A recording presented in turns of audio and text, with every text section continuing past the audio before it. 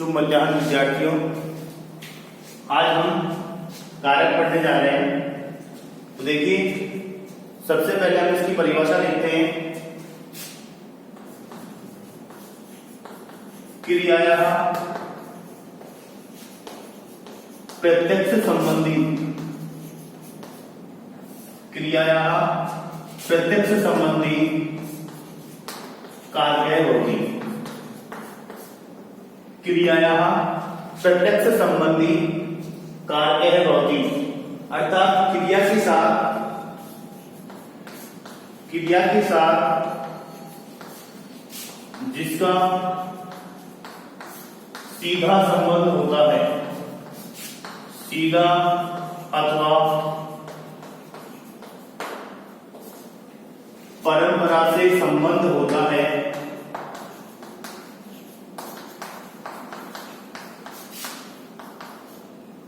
वह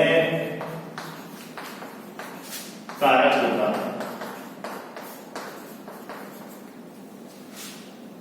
क्रियायाः प्रत्यक्ष संबंधी कार्य भवति, क्रिया से जिसका प्रत्यक्ष या परंपरा से संबंध होता है वह कारक होता है।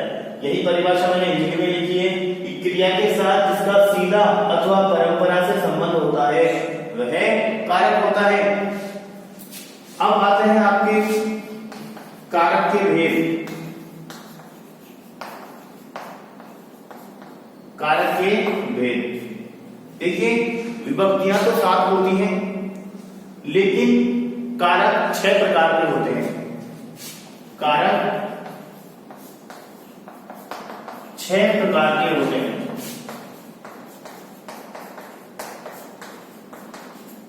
देखिए, षष्ठी विभक्ति में जो संबंध कारक आता है इसको कारक नहीं माना गया है, क्योंकि इसका क्रिया से सीधा संबंध नहीं होता है।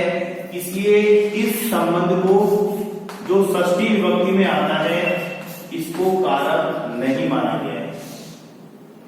तो प्रथमा, द्वितीया, तृतीया, चतुर्थी, पंचमी और सप्तमी विभक्ति जो आती है उनको कारक माना गया है। इसलिए संस्कृत में कारक 6 प्रकार के होते हैं।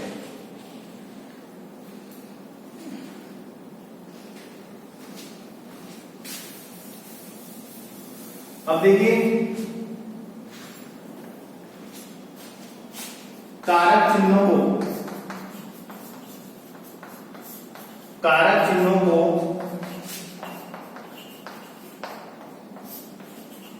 जिनके द्वारा प्रकट करते हैं, कारक चिन्हों को जिनके द्वारा प्रकट करते हैं उन्हें विभक्ति कहते हैं।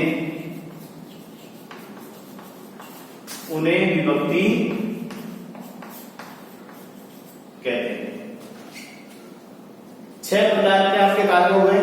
अभी एक एक कारक हम लेंगे, कर्ता से लेके अधिकरण तक। कारक चिन्हों को जिनके द्वारा प्रकट करते हैं उन्हें विभक्ति कहते हैं। तो कारक चिन्हों का भी आपको पता होना चाहिए कि कर्ता में कारक चिन्ह कौन सा होता है, कर्म में कारक चिन्ह कौन सा होता है, करण में कौन सा होता है, संप्रदान में, अपादान में, संबंध में और अधिकरण में। तो अब हम पहले कारक चिन्ह लिखेंगे यहां पर। तो देखिए,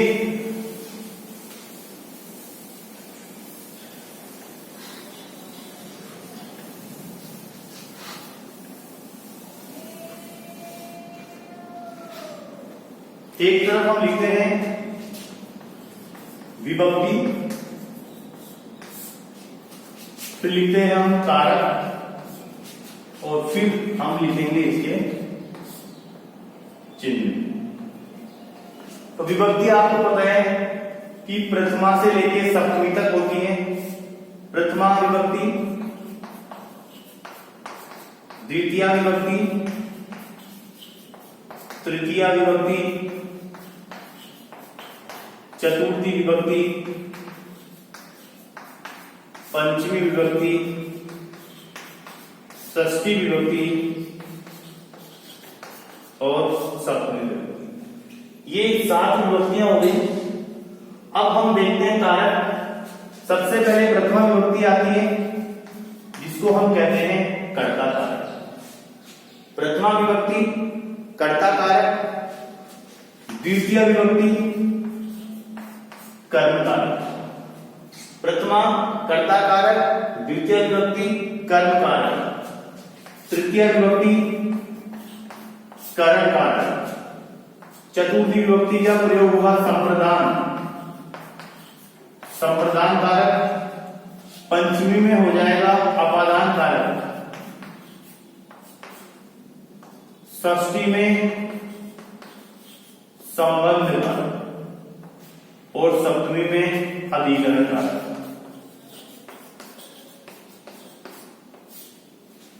तो ये तो विभक्तियां हो गई, ये इनके कारक हो गए। अब इन विभक्तियों के, इन कारकों के हम चिन्ह देखते हैं। तो सबसे पहले कर्ता की बात आती है, ने। कर्ता में जब प्रथमा विभक्ति आती है तो उसका कारक चिन्ह होता है ने। फिर आता है आपके कर्म, कर्म का कारक चिन्ह आपके आएगा को। फिर करण से या हम द्वारा भी कह सकते हैं, से या द्वारा। फिर आप क्या है चतुर्थी संप्रदान, जिसका कारक चिन्ह होता है के लिए।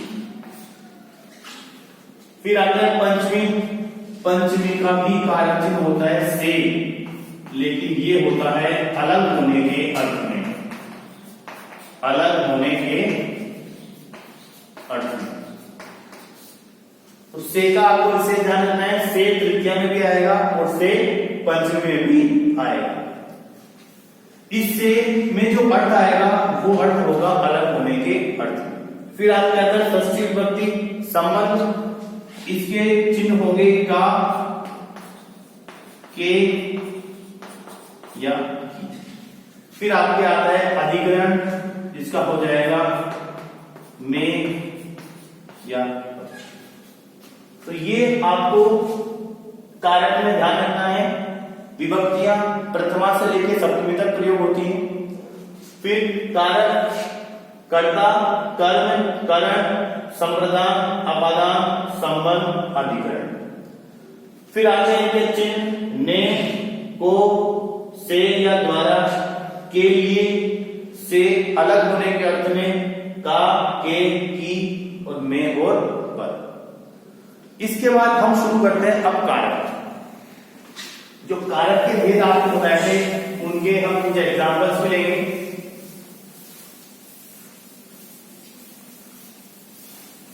और उनकी हम परिभाषा भी देखेंगे। तो देखिए सबसे पहले आपके हैं कर्ता कारक।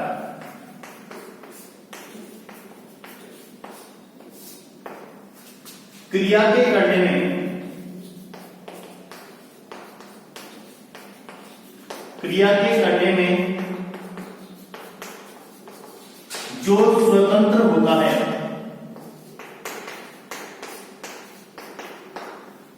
वह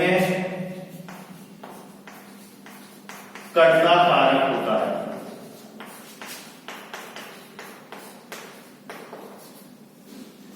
क्रिया के करने में जो स्वतंत्र होता है वह कर्ता कारक होता है।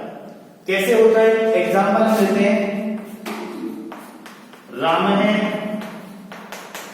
गच्छति। अब यहां कर्ता है राम है और क्रिया है गच्छति। तो क्रिया को करने में तो स्वतंत्र है, राम जाता है, तो यहां राम स्वतंत्र है। क्रिया को करने में यहां कर्ता स्वतंत्र हो रहा है और ये यहां पर राम स्वतंत्र है, इसलिए यहां पर राम हो गया कर्ता। और कर्ता में हमेशा प्रथमा विभक्ति का प्रयोग होता है, ये मैंने अभी आपको सारणी बना के बताया। तो यहां राम शब्द में प्रथमा विभक्ति का प्रयोग किया गया है। श्याम है हस्ती। श्याम हंसता है या श्याम हंस रहा है। तो यहां ये जो क्रिया है कि श्याम हंस रहा है, तो हंसने में श्याम स्वतंत्र है, इसलिए क्रिया के करने में जो स्वतंत्र होगा वह कर्ता होगा। पहली पहचान तो ये होगी। कि श्याम यहाँ स्वतंत्र है। दूसरी बात, प्रथमा विभक्ति का प्रयोग होता है कर्ता में, और प्रथमा विभक्ति हमें यहाँ दिख रही है कि यहाँ श्याम शब्द के आगे विसर्ग है, इसलिए प्रथमा विभक्ति है। तो यहाँ तो राम हो गया कर्ता और यहाँ श्याम हो गया कर्ता। इसके बाद में आपके आता है कर्म कारक।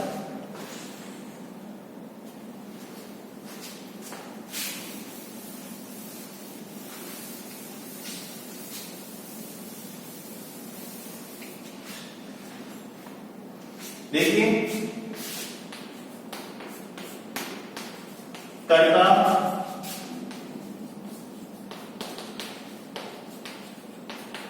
क्रिया के द्वारा जिसको सबसे अधिक चाहता है उसकी कर्म संज्ञा होती है।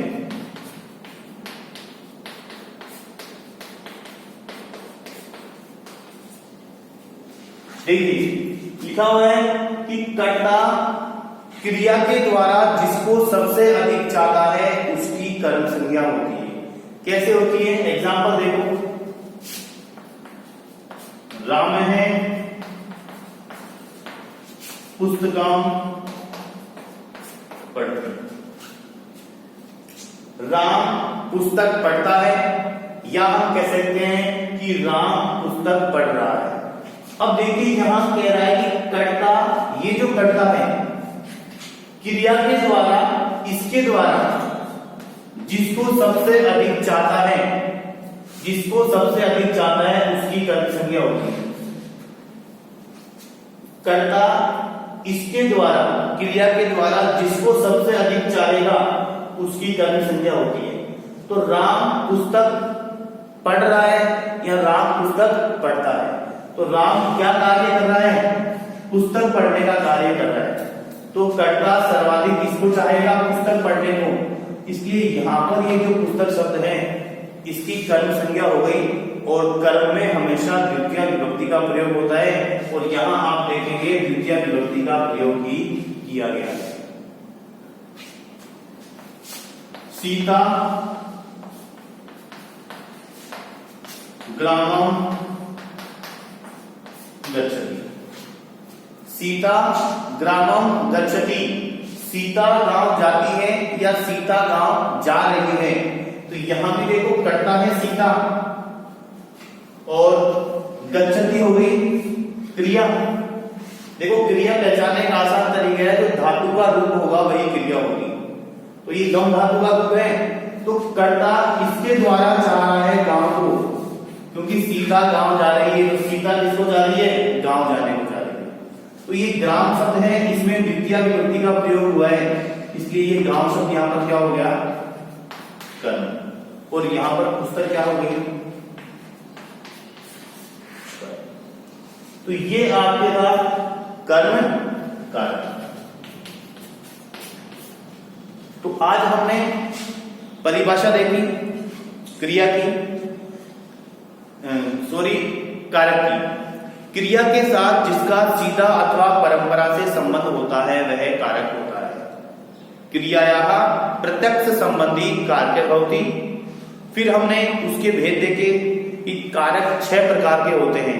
विभक्तियों में मध्याह्न विभक्तियां 7 होती हैं। संबंध को अर्थात षष्ठी विभक्ति को कारक नहीं माना गया है, क्योंकि उसका क्रिया से संबंध नहीं होता है। फिर हमने विभक्ति, कारक और कारक चिन्ह हमने देखे, और कर्ता कारक और कर्म कारक हमने पढ़े। तो आज हम इतना ही रखेंगे, इनका आप रिवीजन करें, और साथ में आपको इसको फेड नोटबुक में भी करना है।